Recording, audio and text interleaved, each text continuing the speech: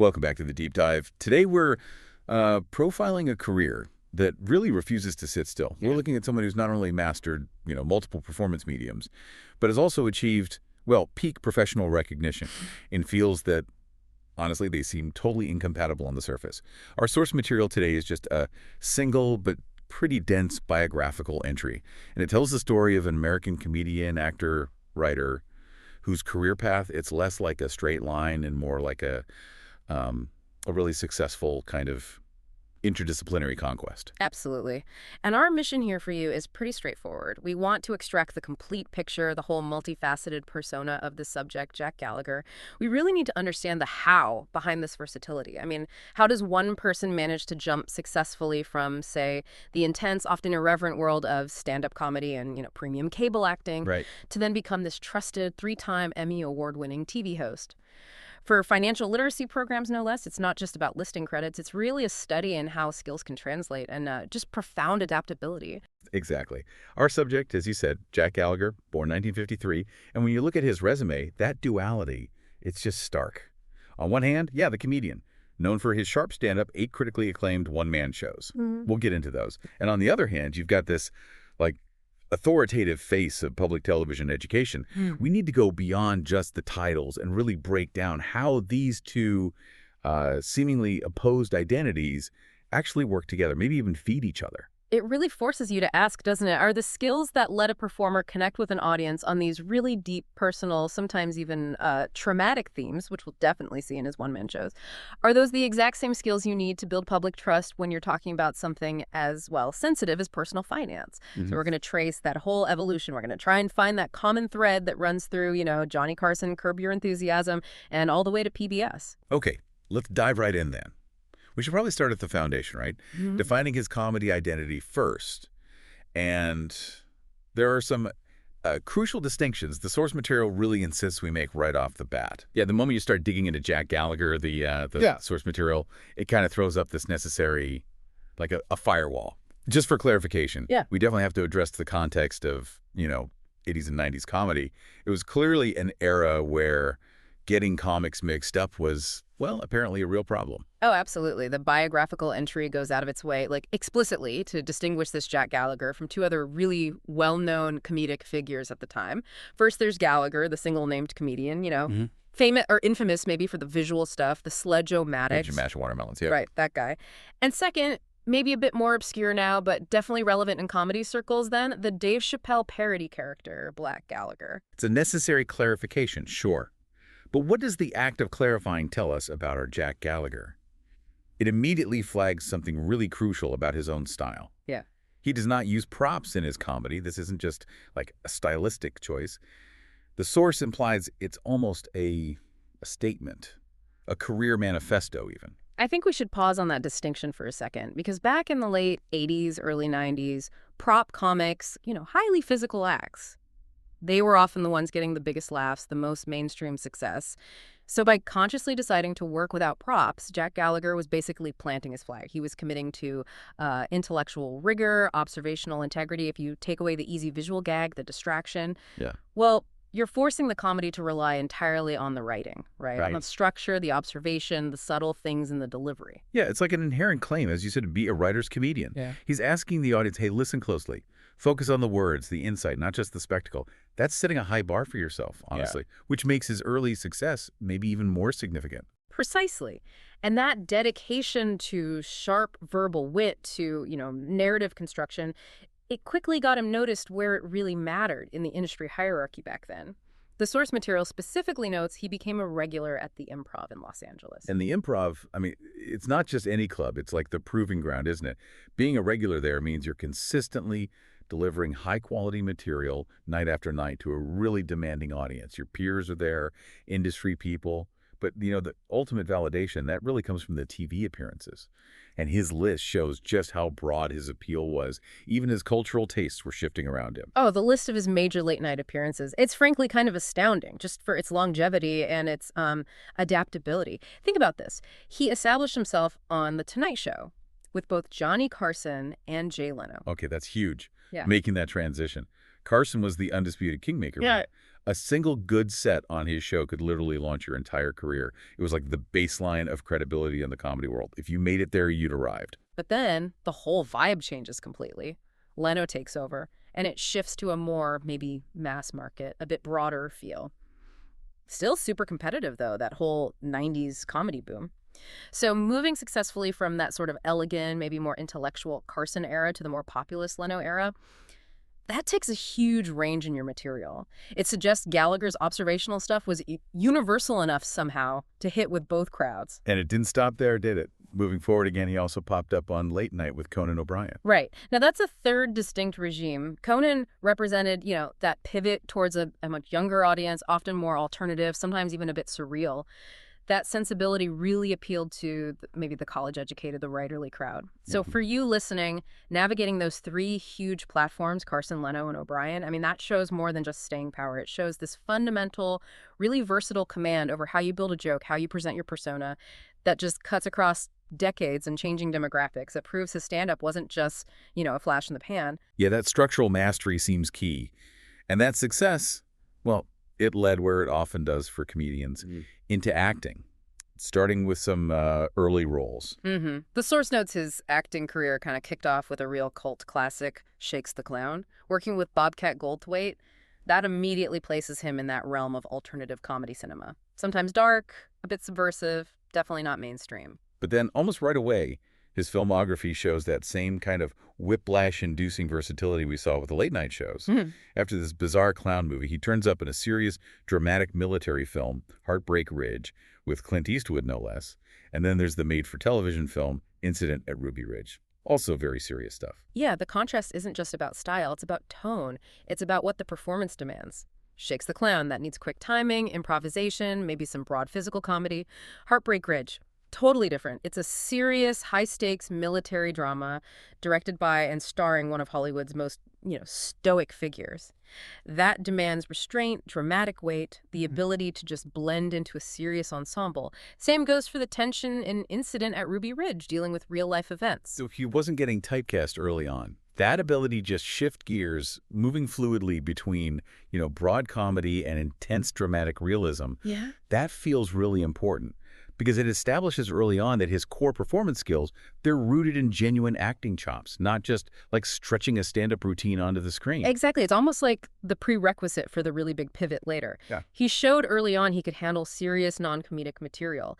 And that's a skill that's going to be absolutely crucial when he eventually needs people to see him as a trusted expert on complex, serious topics. Okay, so we've got the successful, versatile comedian and actor, the guy who insists on working without props. But now we get to the area where his identity as a writer really comes to the fore and distinguishes him, moving from the stand-up stage to the much more disciplined theatrical stage. All right, let's make that shift now. We're moving away from the broad kind of punchline drivel world of the national stand-up circuit and into the really intense personal and critically judged world of the stage. This move, it represents a huge technical shift in Gallagher's craft, doesn't it?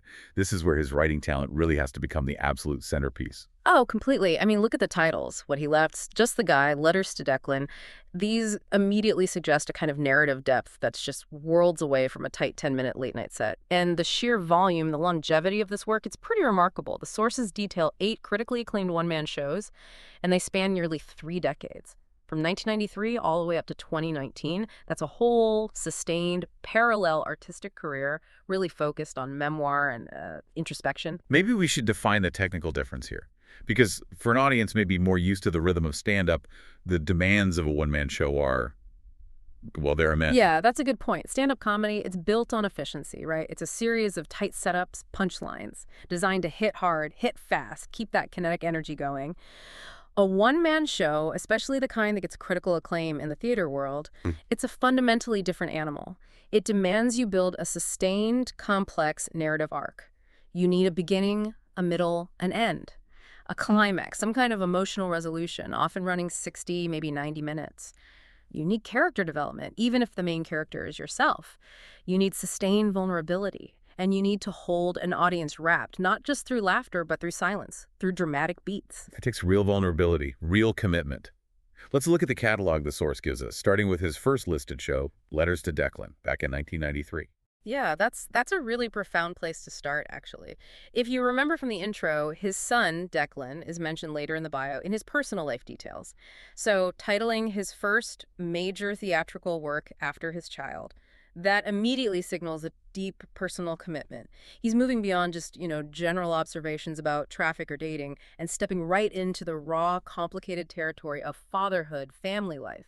That shift from being the comic who observes to the man who reveals, that's absolutely crucial for building the kind of authenticity he'll need later on. And he followed that up with titles that seem to continue in that introspective vein, like Just the Guy in 2002 and What He Left in 2006. Exactly.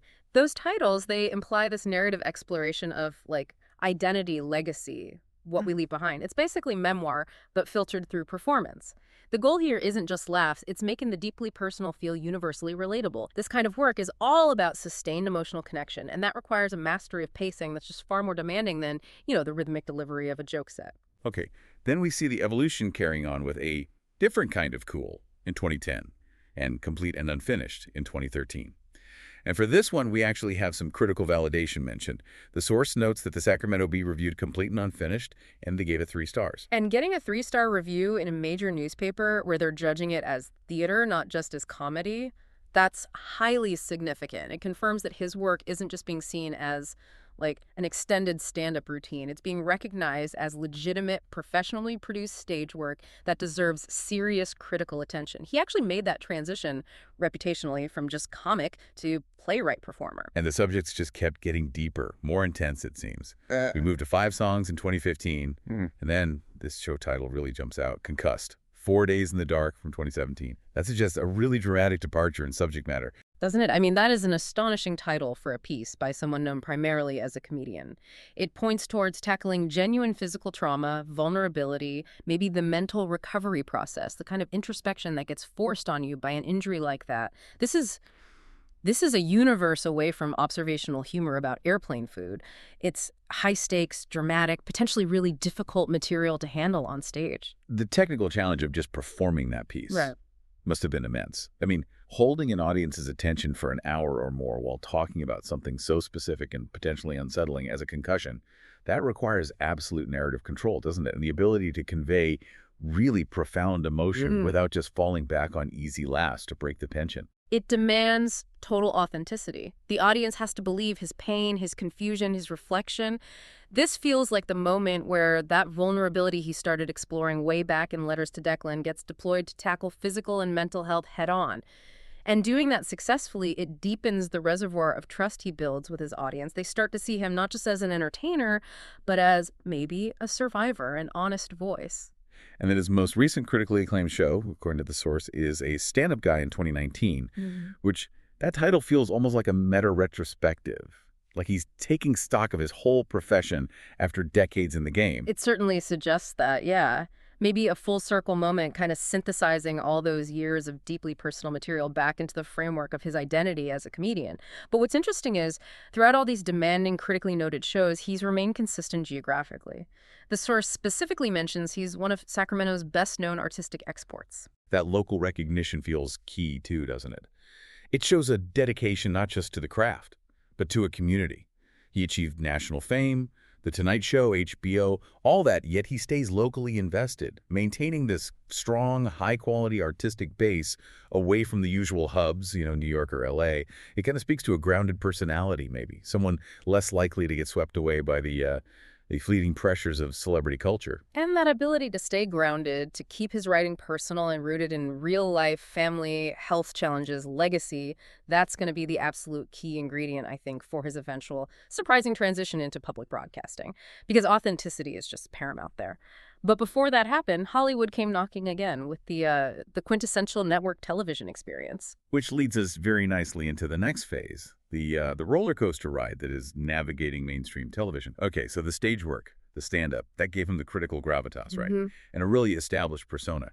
But then, the big machine, the mainstream industrial complex of American television comes calling, offering what was then kind of the ultimate prize, your own network sitcom. Yeah, it was the standard path, wasn't it? The high-stakes trajectory for successful stand-ups, especially in the 90s. You translate the club act, your persona, into this digestible, repeatable, weekly family sitcom format. And Gallagher, he briefly starred in his own ABC sitcom called Bringing Up Jack. And this was smack bang in the middle of the mid-90s network era. The source dates it to 1995. This was prime time for networks trying desperately to find their next big Monday or Tuesday night comedy anchor, like the next Seinfeld or Home Improvement. Absolutely. And just getting a pilot greenlit, let alone aired on a major network like ABC, that's a massive career achievement in itself. It validates your persona, your appeal for a huge mainstream audience. However, let's inject a bit of that, critical friction here. The source makes a point of saying he only briefly starred in it. So if he was this versatile, acclaimed writer, this proven performer, why the brevity? Why didn't it last? Well, my first thought goes to that inherent structural mismatch we talked about earlier. His stage work was so personal, right? Introspective, nuanced. He was the definition of a writer's comedian. Network sitcoms back then, they were often just defined by formula, broad archetypes, laugh tracks, the absolute necessity of hitting punchlines within these really strict time limits for commercial breaks. I think that's probably the crux of it. The very skills that make a great, subtle theater performer, that vulnerability, that complexity, they can often be, counterproductive to the demands of a more cookie-cutter 22-minute mass appeal network comedy. So it absolutely validates his status that he got the shot, but its short life maybe suggests that the highly individual nature of his comedy maybe it clashed with the more homogenized demands of primetime ABC in 1995. Yeah, it's a pretty common story for comedians back then, but it's still a necessary step on the ladder, I suppose. It demonstrates he could operate within that high-pressure system, even if the creative fit wasn't quite right or wasn't permanent. But his enduring visibility, the ongoing stuff, that gets secured through a very, very different kind of platform, a recurring role on the HBO sitcom Curb Your Enthusiasm. Ah, yes. Now, this is a critical point of contrast. You go from the really rigidly structured, ultimately short-lived ABC venture to the completely free-flowing, largely improvised, long-running, and let's be honest, critically deified world of Curb Your Enthusiasm. This is just pure proof of his adaptability. Totally. Curb operates on, character friction, right? Subtle discomfort, social awkwardness, and the absolute need for actors to think incredibly quickly on their feet, often without a tightly scripted scene to fall back on. Landing a recurring role there, that means you're trusted. Trusted by Larry David, by the producers, to consistently deliver these natural, quick-witted performances that just blend seamlessly into their unique comedic reality. It's basically the ultimate acting credential in modern comedy, isn't it? It confirms Gallagher isn't just someone who can deliver written lines brilliantly. He's also a skilled improviser, a character actor who really understands timing and nuance in a much more unstructured environment. The network sitcom, it required him to be broad. Curb requires him to be intensely, sometimes uncomfortably real. And somehow, he mastered both ends of that spectrum. Now, before we get to the big Emmy pivot, there's one other sort of multi-year phase of his television exposure that we probably shouldn't overlook. Because looking back, it seems like it might have provided some necessary, maybe unexpected technical training for his future educational work. I'm talking about the game show phase. Yes, right. That 2-year run, 1996 to 1998, where he hosted the California Lottery's The Big Spin Game Show. We really have to analyze this period not as some weird detour, but almost as mandatory professional development, training, basically. Okay, mandatory training. How is hosting a lottery game show mandatory training for an acclaimed comedian and serious actor? Well, because it demands a completely different skill set than acting or stand-up. Stand-up, that's all about personal control, your timing, your material. Acting is about embodying a character, usually within a script. Hosting a game show, that's about managing chaos sometimes. It's about maintaining relentless enthusiasm even when maybe you don't feel it. It's about speaking clearly under the pressure of a live or near-live broadcast schedule. You have to stick to strict legal rules, timing cues, and maybe most importantly, you have to project genuine excitement for things that might seem, kind of mundane, like spinning a giant wheel. Right. It requires constant high energy, perfect pacing, hitting your marks, and the ability to explain potentially complex rules simply and quickly, over and over, without sounding rushed or bored. Exactly. The host has to be the most authoritative person in the room, the one in charge. But simultaneously, they have to be the most approachable, the most likable. That authoritative clarity, the ability to manage the broadcast clock, the need to communicate rules and stakes effectively, All of those elements. They are precisely the technical broadcast skills you need when you eventually transition to doing educational public service programming. The Big Spin game, weirdly enough, probably provided the broadcast rhythm and the on-camera confidence required for his next and arguably most important career move. That actually makes a lot of sense when you put it that way. It's like the technical polishing before the big intellectual application. Okay, now let's hit that moment. The moment where this entire somewhat winding career trajectory finds its most surprising and maybe its most successful conclusion. Okay, here's where it gets really interesting, I think. We've established Jack Gallagher as this sharp, critically validated comedian, right? A deeply personal stage writer, a versatile actor, and even a technically adept broadcast host from his game show days. Now, he makes this just profound leap into becoming a multi-time Emmy Award-winning public television expert. Yeah, this transition, honestly, from the kind of glorious cringe and irreverence of Curb Your Enthusiasm to the earnest authority needed for financial education, this is the intellectual centerpiece of this whole deep dive for me. The source material is clear. He has won Emmy Awards specifically for his work as a television host on public broadcasting. Not for comedy, not for acting, but for expertise. And the subject matter itself is so crucial here. He won these awards for his work on 3 different PBS series: Money Moves, Off Limits, and Kids. Cash and Common Sense. Just look at those titles for a second. Money Moves, Off Limits, implying maybe taboo subjects. Kids, Cash, and Common Sense. They are all laser-focused on practical application, life skills, financial literacy. This is serious, public service programming. The goal here isn't primarily to entertain, it's to inform, to educate. Ultimately, it's about building trust with the audience. So let's really try to unpack the mechanism of that transformation then. What specific skills honed on the stand-up stage or maybe in those intense one-man shows actually translated into winning Emmys for explaining financial concepts? Well, I think we have to look at the structural similarities between, say, a great joke and a great explanation. It sounds weird, but hear me out. Both require a clear setup, right? You identified a problem or the shared experience or the premise. Both demand absolute clarity of language. You can't have a muddled setup or punchline. And most importantly, both require the efficient delivery of a resolution. A joke gives you the punchline, the release. A financial program gives you the actionable advice, the solution, the aha moment. So if you can explain concisely and accessibly why a joke works, why it lands, you probably possess the core communication skills needed to explain why a budget works or why compound interest is important. So the stand-up experience, it basically perfects your ability to remove friction from complex ideas, to get to the point cleanly. Financial literacy, it's often intimidating, right? Full of jargon, complexity. People tune out. A comedian, especially a writer's comedian like Gallagher, someone who relies on precise language, they're expertly trained to cut through all that noise and just deliver the core concept simply, memorably. And then there's the huge element of trust. Why do we fundamentally trust a good comedian, especially an observational one? We trust them because they seem to see the world like we do, right? They articulate our shared frustrations, our absurdities, and they often feel inherently authentic, especially those like Gallagher, who draw on deeply personal material, like in Letters to Declan. That hard-won personal authenticity honed over, 3 decades of stage work. That transfers directly, I think, to the public television screen. He doesn't come across as just some guy reading a teleprompter about stocks. He feels like he's sharing wisdom, maybe hard-earned common sense, framed by this persona he's built as an honest, clear-thinking, relatable family man. And in a medium like PBS, where the audience is specifically seeking trustworthy guidance, non-commercial service, that feeling of authenticity, it's just exponentially more valuable, isn't it? Plus, you add in his acting experience on serious projects like Heartbreak Ridge, showing he can handle gravity, and those controlled hosting skills he polished up on the Big Spin game. You combine all that with his sharp writing skills, and you end up with this persona that feels authoritative yet completely approachable. And if we connect this to the bigger picture, it raises a really interesting question about the nature of expertise itself.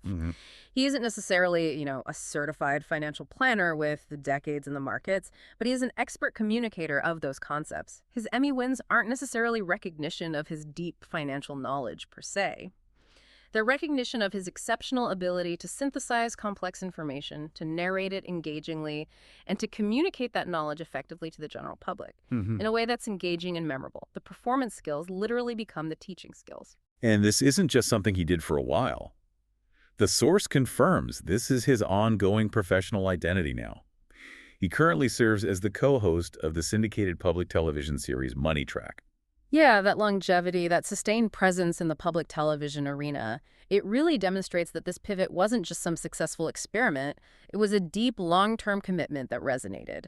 Money Track confirms that his status as this trustworthy, relatable guide on financial subjects is continually validated by the institutions dedicated to public service broadcasting. So the narrative structure of his life, when you map it out like this, it becomes clear, doesn't it?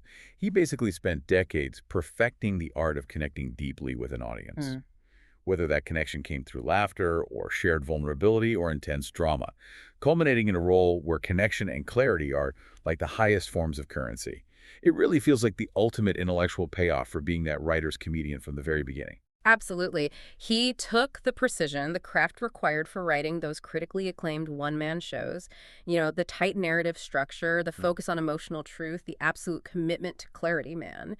And he just applied those exact same principles directly to the complex, often sensitive world of personal finance. And he succeeded, arguably, because he mastered the craft of communication long before he needed to master the specific subject of money management for TV. Hashtag outro. So, okay, what does this all mean when we try to put the entire picture together? We've successfully charted the course of Jack Gallagher's career, haven't we? We've mapped out these two remarkably successful yet really deeply contrasting parallel careers. There's the critically acclaimed, deeply personal comedian, actor, and writer on one side, Yeah. and the trustworthy, Emmy-winning public television educator and effectively financial expert on the other. It really is a career built on strategic versatility, isn't it? He demanded of himself, it seems, the ability to transition fluidly between these vastly different worlds. From the quick-witted, sometimes irreverent, high-stakes environment of Hollywood, from Johnny Carson's stage, all the way to the unscripted absurdity of Curb 8, and then into the thoughtful, meticulous, service-oriented world of public broadcasting. And he won top honors in both arenas. His career is just a powerful testament to the power of foundational communication skills. And just to provide that final sense of completion for you, the listener, let's briefly revisit the personal context that the source material gives us. We know he grew up, graduated high school way back east in West Bridgewater, Massachusetts. Right. A solid New England foundation there, perhaps, that provided some grounding for this really expansive career that followed. And currently, the source notes, he lives out west in Sacramento, California, with his wife, Jean Ellen, and their two sons, Declan and Liam. And notice how that familial thread, that connection specifically to his sons, particularly Declan, it just comes full circle, doesn't it? It links all the way back to that very first acclaimed one-man show we talked about, Letters to Declan, from way back in 1993. He kind of reinforces this idea that his most successful work, whether it was comedy or education, has always been somehow rooted in his personal experience, his commitment to, well, common sense. Yeah, his career really challenges our traditional notions, I think, about a comedian's shelf life or what kind of background you need to be seen as a credible educator. He proved pretty convincingly that a mastery of narrative, when it's coupled with this uncompromising authenticity, it just creates this irresistible force of communication. Doesn't matter if he's making us laugh about life's absurdities or teaching us how to, save for the future. That blending of the intensely personal with the broadly public, Uh-huh. that feels like the defining characteristic of his whole career arc. He managed to take the sort of high art of sophisticated entertainment and somehow refine it into the high art of effective, trustworthy education. Which, thinking about it, raises one last important question for you, the listener, to maybe chew on as you wrap up this deep dive with us. Given the detailed analysis we've gone through, looking at the necessity of clarity, narrative control, sustained authenticity across his whole career, from something as raw as Concussed, 4 Days in the Dark, all the way to Kids, Cash, and Common Sense, which specific element do you believe was the single most essential ingredient for earning the trust of that public television audience? Was it more his sharp observational clarity, honed over decades on the stand-up stage? Or was it perhaps the profound emotional vulnerability he displayed in those critical one-man shows? What ultimately makes the audience believe the expert is truly one of them? Just something for you to mull over. That was our deep dive into the surprisingly complex, highly versatile, and definitely highly decorated career of Jack Gallagher. Until next time.